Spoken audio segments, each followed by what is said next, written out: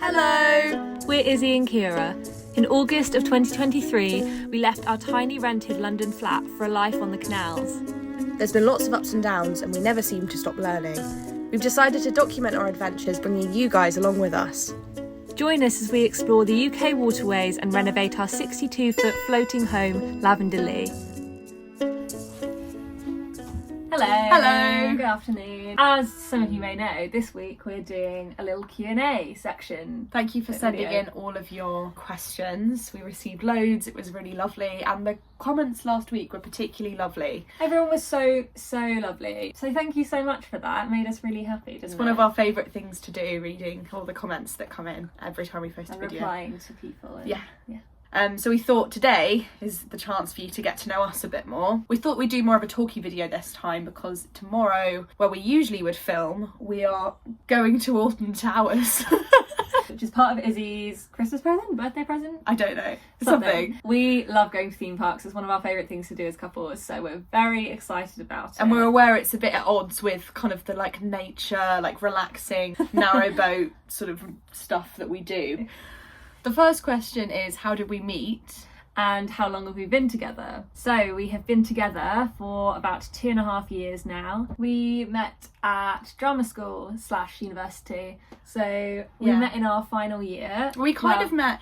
I saw Ciara do a performance in our second year, but just thought she was really good. And I remember like putting my hand up in like the feedback session at the end to specifically say that I thought Ciara was really good. We chatted a bit then, but just kind of as friends. Yeah, because our year group was split up into 3 groups essentially. So yeah, we weren't in the same group for the first 2 years, so our paths are like barely crossed, but like we like knew of each other. The groups were supposed to mix at our drama school a lot more, but because of COVID interrupting all 3 years of our course, our training was really disrupted. Then during our 3rd year, I messaged Ciara to ask if she wanted to go for brunch, and we were going to do that, but then you were ill. Yeah, so I was ill, so that never happened. So I had to cancel that, and then I cancelled on you and then you cancelled on me, and then we just never ended up meeting that summer. Yeah, so yeah, then we were auditioning for the first of our like 3rd year shows that we do to the public and like industry and stuff like that, and we were both called in for like opposite sides of a couple, weren't we? It was a gay couple in the show. I went up to Ciara in the audition room and I asked if she wanted to be my Helen, which was the other character, and they asked people to pair up. Yeah. And we had to, you blushed a lot and said yes. We both got cast as different things, which was... we didn't get the parts. Yeah, we were just kind of inseparable from the first rehearsal, and I think by 2 weeks into the rehearsals we were like officially a couple. We're making some hot chocolates. These are the mugs. It's my personal favourite. We like collecting fun mugs. We've got a little pigeon. Oh, ignore how dirty my hands look from the fire. Here we've got a little pigeon with some jelly, and I've got one that says Barbara. We just thought they were fun. Next question is from Maxine, I think. Yeah. And it was, how long were we together before considering boat life? And did we consider any other tiny homes or alternative ways of living before boat life? So yeah, we were probably together like 1.5 years before discussing boat life, and I think that came for like a number of reasons. Just for an idea of how much it's changed our lives financially, what we spend a year on our canal and river trust licence was how much we were spending, if not more, on rent each month. Yeah. So obviously there's other expenses and stuff like that, but just as a, and it's still a large sum of money to find, but it's nowhere near as bad and stressful as it was when we were trying to make London work for us. We would have loved to have considered something like van life, and I think we still are. I think we don't want to give up narrowboat life for sure. We've seen other narrowboat YouTubers like start doing some more like van life stuff as well as like narrowboat stuff. Got the trusty oat milk. Oat milk. I really do think that like that's something we would love to do, to go travelling and stuff like that in the future. But first, we'd need to get a driving licence. That's one of the main reasons we didn't consider something like van life before, and that's because neither of us can drive. And also COVID has a lot to answer for. I started learning when I was 17 and then stopped and started again when I was 19, and then COVID hit. So and since then we just haven't financially been able to do it. However, you might see that this year things are changing, so potentially this year, stay tuned, I think I'm going to start learning to drive, and I think we might start edging towards maybe some more van content eventually, but always prioritising the narrowboat stuff first, I think. Yeah. Oh my god, it's a mandarin duck. 2 mandarin ducks. So excited. Is it 2? Yeah, I think that's a female and a male. Wow. This is not showing it justice, but they look very cool. Hello, Ciara. Hello. What are you doing? I'm just doing some crochet. Did you happen to crochet the jumper that you're wearing? Why, yes, I did. It's very nice. Thanks. You've gone for some fun colours, I see, for your new garment as well. Yeah, I don't know if I'm going to have enough yarn for it, but... I've got a question for you from our audience. Yeah? So, Connie Cornelio says, Ciara, what's your profession? And you two have a beautiful voice. Have you ever sung professionally? Well, first of all, thank you very much for saying that I have a nice voice. It's very kind. I am a stage manager for theatre. What's your role generally day to day on a production? I usually take on assistant stage manager roles. So on a day-to-day basis, when I'm in rehearsals, I'm prop sourcing, so finding all the props for the show and making sure the rehearsal room is ready. In some cases, it might mean marking out the floor for like where the set is going to be, so the actors, when they're rehearsing, know where things are going to be. And then when you get into shows, you make sure all the props are maintained and preset before each performance. So then you do something called a shout check, which is when you go through your list of props and make sure everything is set for the show. And then you will have what is called a backstage track, which is essentially just everything you have to do backstage during the show. So that can be something as small as opening a curtain at the right cue for an actor to walk through for their entrance, or it can be something like moving a set piece. If I'm a deputy stage manager on a production, you will find me operating the show. So that means all of the lighting and sound cues. It will be on this big screen with a go button, and you just have to basically watch the show and make sure you're hitting all the cues at the right time. So it can be quite a lot of pressure, but again, it really depends on the show. Sometimes you can do a show with 5 cues and sometimes there's one with like 300. Have you ever sung professionally? I don't think I've ever sung professionally, but I did train professionally at drama school in musical theatre. In the hot chair now is Hot seat. In the hot seat. At Marie Etheridge. I don't know if I'm saying that right. I'm really sorry, Marie. But how can you see where to go? It's a long way to the front and you have things on the roof. So I'm assuming you're talking about driving or cruising. I'll answer this because I do the most cruising. Yeah. It's a weird one to answer. I feel like I'm pretty high up on the back, but because I'm only 5'3", I can't really see over the front of the boat anyway. I think it would take quite a lot of additional height for me to be able to see over the roof. But I can see either side of the boat and I can see kind of in front.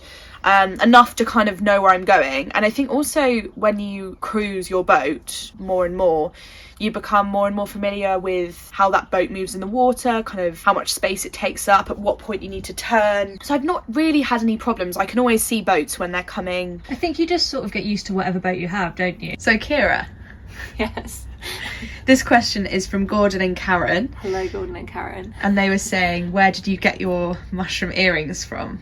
Which are my personal favourites of your collection. You mean these mushroom earrings? I do. I got these when we were in Manchester visiting some of Izzie's cousins, and they are from Afflex, I believe the place was called. I can't remember the exact store because it is like a massive building consisting of like loads of mini stores. It's like a bazaar, isn't it? Yeah. Full of like some vintage and some crafty sort of. So I can't remember the exact market it was from in there, but it was from there.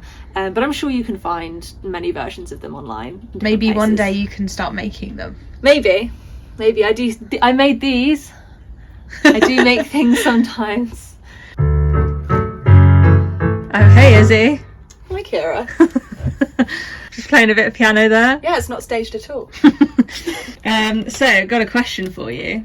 And the question is from Mark Ross, who asks, what exactly do you do in theatre? I think this is technically for both of us, but... Yeah, you've already answered this. Yeah. So I work kind of as several different titles, but At the moment, I'm working as a writer and composer, so I'm working on like a new show at the moment. I wrote a musical last year, which got taken on by a couple of different theatres, and yeah, since then I'm now writing a new show that's going to be more focused on like local folklore and stuff like that, which I'm very excited about. You also have an acting agent. I also act, so I have an agent who represents me for that sort of thing.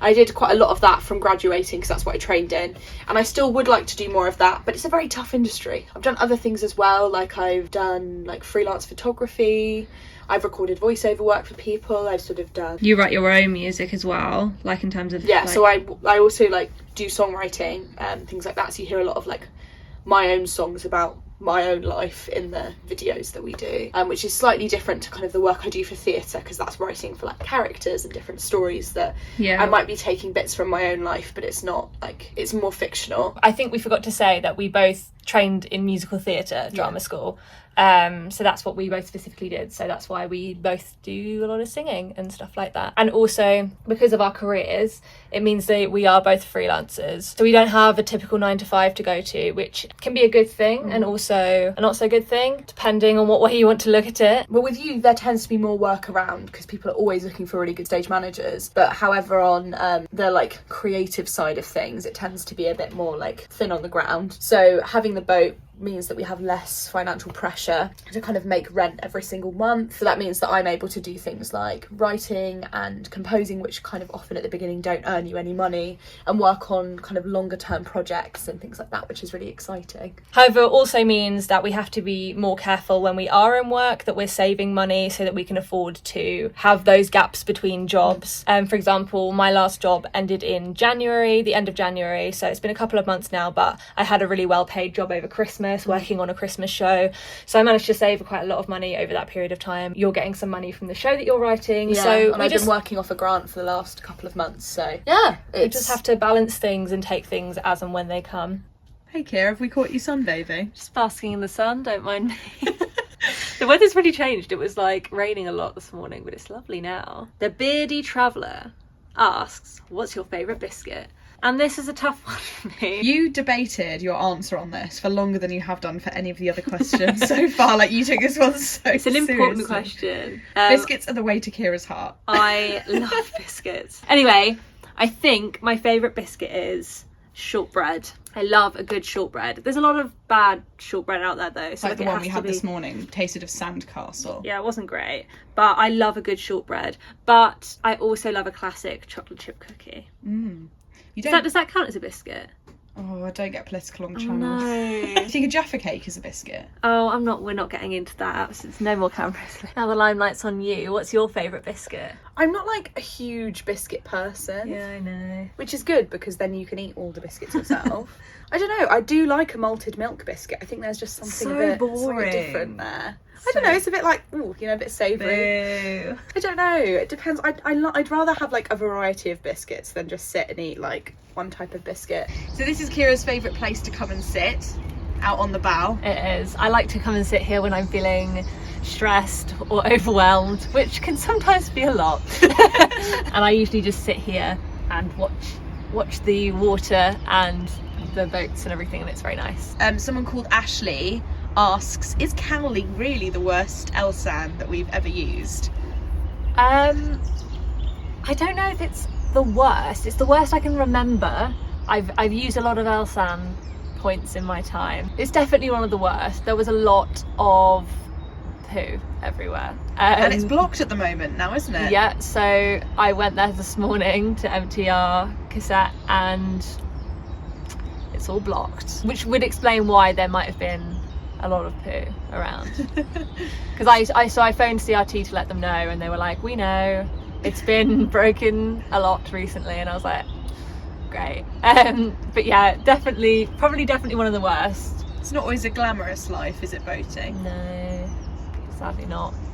Our next questions are from the lovely Boat Time. Wes and Amy from Boat Time. Before we start, I feel like we should share a little anecdote because I feel like people would enjoy. So I've actually met Wes and Amy from Boat Time before we started making YouTube videos. If you guys haven't seen their videos, you should definitely check them out. But they were doing a day where they kind of worked on a fuel boat to kind of showcase what that looks like. They happened to be going past our boat and we were looking to Get some more diesel. yeah, I heard the boat kind of come by and my hair was like scraped back into a bun. I'd been asleep. I think I was like slightly under the weather. My hair was like crazy. I was like, oh my gosh, I don't even know where my glasses are. So I like ran out the boat in my wellies, like in my pajamas, and I like flagged them down and like get them to fill up and everything. And then like as I'm stood there in my pajamas with my crazy hair, I look up and I'm like, You that can see the blurry figures. I'm like, that looks really like Wes and Amy from Boat Time. And I was like, surely it's not. Surely this is but a fever dream. So I like went back inside and like found my glasses and came back out, and it was them. So I was like, you guys Wes and Amy, like from Boat Time? They were like, yeah, they were really sweet and lovely. I was like, this is so classic me. But yeah, they were very nice. I always seem to be like in my most chaotic state when the fuel boat turns up. They just turn up at like the moment where I'm like just coming out the shower or like So anyway they've asked some lovely questions, so thank you so much for the questions, guys. They asked, number 1, if each of you were a sandwich, what sandwich would you be? asking the tough questions. Oh, absolutely, the important questions. So I've thought quite a lot about this, and I feel like my mum's instinct when she heard about this question is correct. I think I would be a cheese and pickle sandwich, which, See that? yeah, an acquired taste, I think. Which is actually quite funny because I don't like cheese and pickle sandwiches. What would you be if you were a sandwich? I don't know. I think maybe something like, you said something like honey. Like a honey and butter sandwich, which isn't really a sandwich. No, it's not really a thing, is it? So like maybe like a jam sandwich, which is like, I know this is a really boring answer, but I don't know. Maybe a jam sandwich. And the second question was... Second question they asked was, do you plan on staying in London or will you carry on once you've done it? It's a good question. It is a good question. I think first and foremost we're going to see how comfortable we feel in London and how much we like sure. or don't like it. We lived in London for 3 years. I think because of our jobs, unfortunately that means a lot of our jobs do end up being in London because that is where a lot of the theatre scene is. So we usually have to be within a commuting distance to London if we're not there. Yeah. Luckily the Grand Union so far seems to have been, you know, quite well connected, even as far up as Tring. Yeah. During my job over Christmas I was commuting from Leighton Buzzard, which And also Milton Keynes at times, which wasn't ideal, and I don't think that we would do that again if it was like a long-term job that we had. But we also are planning to cruise the Oxford Canal in October time. I would really like to potentially like look at applying for other jobs as well outside of London that are, you know, that we can get to from the canal. I'd love maybe to pitch up maybe nearish Manchester or Birmingham or whatever. I guess to answer your question, it really is job dependent. We're not going to be in London all the time is what I'm trying to say. Yeah. I think we'll probably spend some time in London each year, I would say. That's realistic to think. But again, we might absolutely hate it when we get into the city centre, and we might think, you know what, I'd much rather commute. So another question, I think is from Instagram. Let me just check. I think it was from someone called Ashley. Yes, it is from Ashley, asking, are you going to Crick? Oh, that's a good question. So Ciara will be in Utah doing a job. I will be left with the boat for about 2 weeks and a bit. Yeah. So over that time, Crick will be happening. I would really like to go. I don't know a load about it, but I've heard good things from what I've heard. And so I think I might try and do it, like go by myself. So yeah, if you have any top tips about going to Crick or like which day to go or whatever, yeah, so far it's just going to be me. But I'm excited to come along and see what it's all about. The next question is from Jude Williams, and they have asked, Any plans coming onto the Shropshire or the Llangollen Canal? I probably butchered the pronunciation of that. I would say, never say never. No, I would say we would love to explore more of the canal network. But again, it all comes back down to work. Yeah. But I think if we know that we're going to have a certain amount of months off, we'll definitely do like bigger journeys to places that we know we don't need to be in London for. The problem is, right, that The deadest time of the year for theatre is probably between like January and March, and the problem is that is exactly when they have the canal closures. So that at that point where we would go and do we could do a big adventure sort of thing. It might be quite tricky. So that's why we've committed kind of to taking off October, unless something major came up, to explore the Oxford. So I guess one day, if we ever did something more up north and we moved the boat up there, I'd really love to. Even though I'm absolutely terrified of heights, I feel like the aqueduct that's up there, of course, would be like incredible to experience. So yeah, never say never. I think we would like to at some point.